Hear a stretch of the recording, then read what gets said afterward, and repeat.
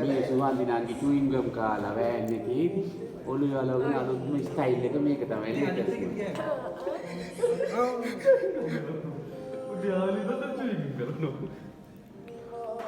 van එකේ නෝ කකා දාවේ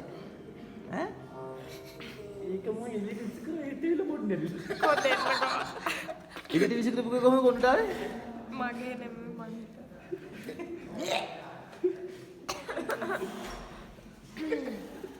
කාලිටද මේක කරපුවා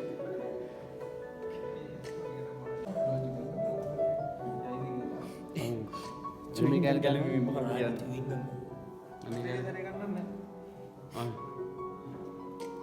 දැක ඒකත් එක්ක නා ෂෝක් කරන්නේ ලොකු කැල්ලක් පොඩ කල්පුරු මහා චුයින් දැන් මේකද ගැලවී මේ ක්‍රියා චුයින්ගම්